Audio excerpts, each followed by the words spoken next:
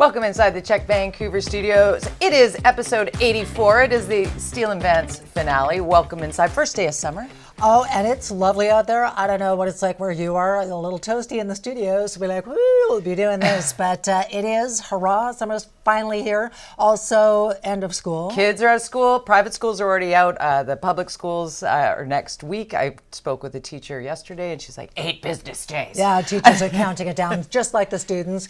We also had a past guest who sent us something really lovely in the mail. So first of all, just a reminder, her name is Nasheka, and she is, that is the jersey she designed for celebrating Black excellence for the Canucks game. And so we had her in the studio to talk about it, and she said, oh, I'm going to send you some of my products. So before we, so Jody, this is just a sampling of some of the things. There was shea butter and all kinds of beautiful African fabrics and chocolates and yummy, and thank you so much. And also, because I know you're into the yoga. I am. Nasheka. Yeah. Way to go, girl, with this. Yeah. So thank you, thank you, thank you. That was very nice of you. We each got a box, and that was very generous. Nasheka.com. Nasheka.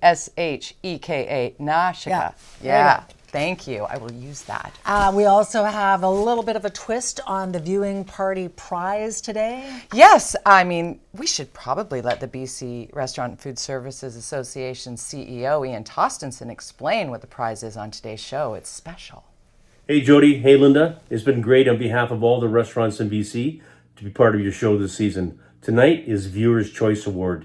They get to decide where they want to go. Enjoy. Bye. Ooh. So I reached out to Ian. I'm like, what's our prize this week, as we do each week? He goes, you know what? Wherever you anyone. want. And I'm like, anyone that we've had on the show? No. $100 anyone, at any anyone. restaurant in Okay. BC. Period. All right, well, that's pretty awesome. So stay tuned, and we'll let you know who wins that. We have a lot of interesting stuff on the show. Tons of guests coming in studio. We do, and it starts with Invictus Games Vancouver 2025. When we had Robin McVickers on, she was telling us just how the spark of it was. Yeah, now we've got the main man, Scott Moore. Here he is. This guy is legendary across the country. He's the guy who created Sportsnet.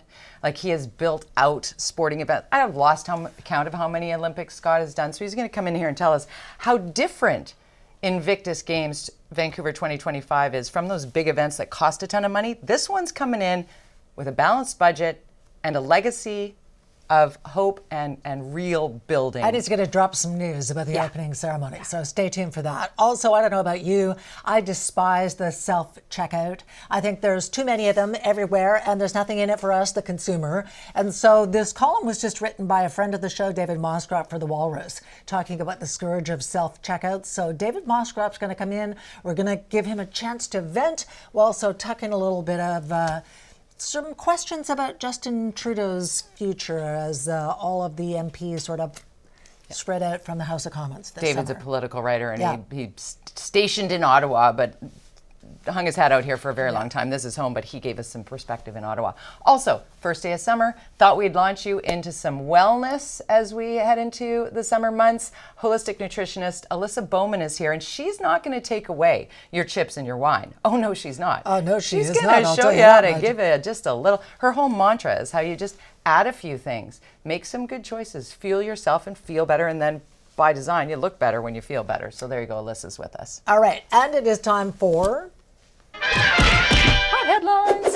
We're going to start with some good news because it started to look like we were going to have yet another strike. The mechanics at WestJet were thinking about going off the job. They were talking about canceling flights, but it's been averted. Oh my goodness. Back to the table. That's at least after hundreds and hundreds of flights were canceled. Oh my goodness, staring down this weekend. I thought, really? Again? Yeah. We're 4 years into disruption. God, everybody wants more of that, you know?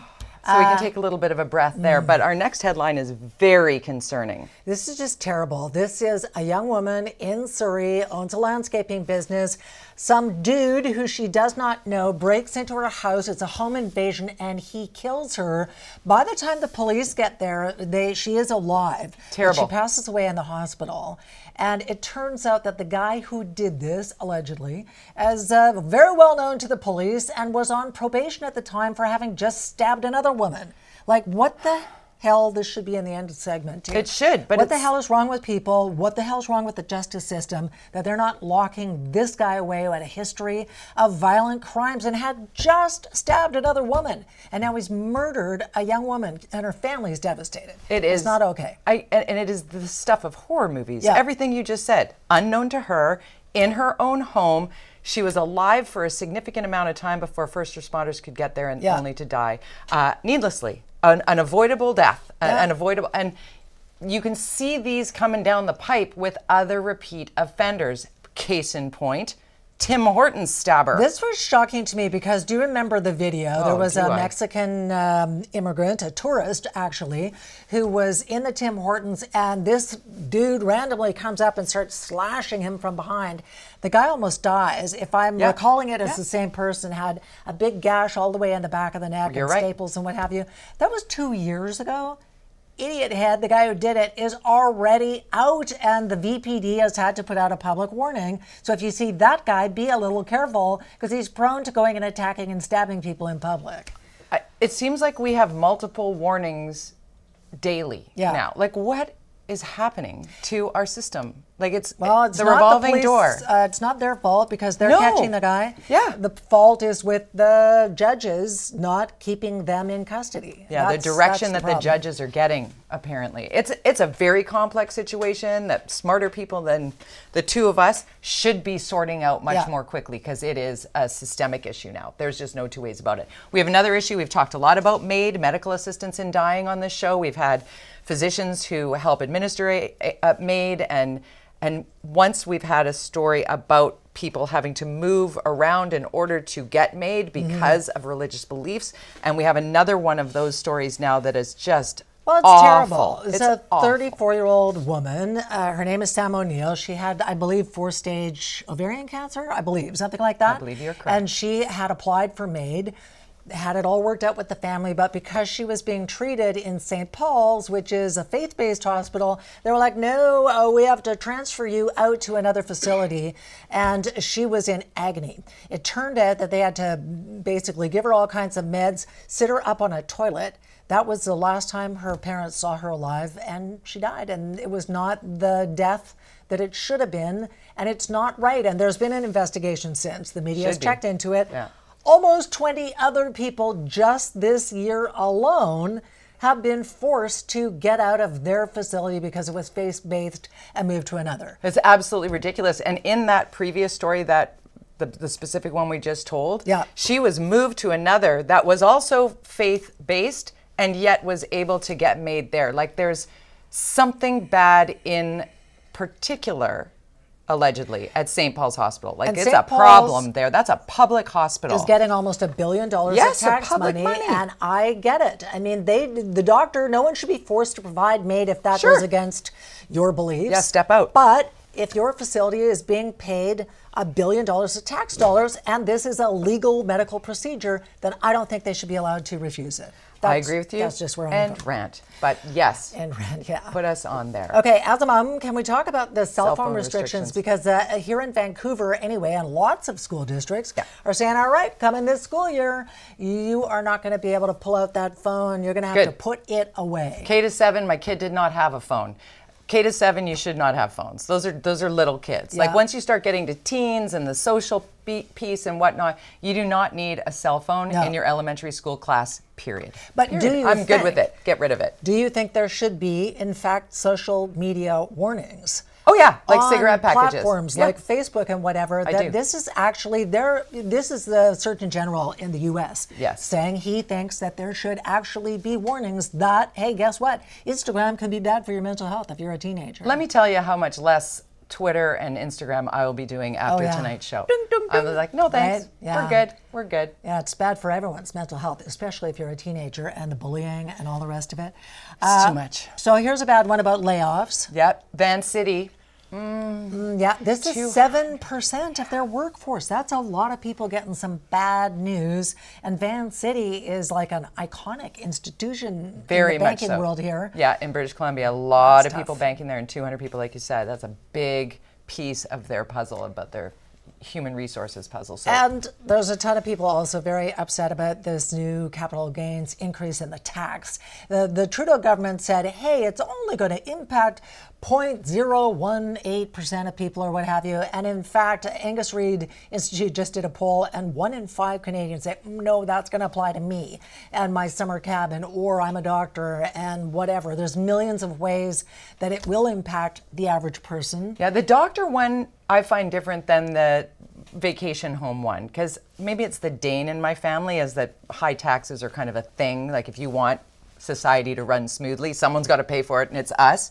But the doctor piece, like the value of their practice, like we need to find ways to make it work for the people who are the key pieces of our societal puzzle. Again, with the puzzle You know what they should have done, and I don't know why they didn't. Why not just say that we are going to raise taxes on anyone who's making over $50 million a year? Yeah, you're going to pay an extra 10 or 15%. I mean, it's easy for me to say because I'm Linda not making for Prime Minister. $50 million a year, but I'm pretty sure Canadians wouldn't be mad about that. No, only people who make over $50 million a year, and you can afford to pay more in tax. Yes, that's all I'm saying. Yeah, it's just hitting people who are trying to make ends meet is what's been happening to this point. I see the reason for capital gains taxes, but it's just, as so many times, it's true. Hey, it's Kate, implemented poorly. Kate is back.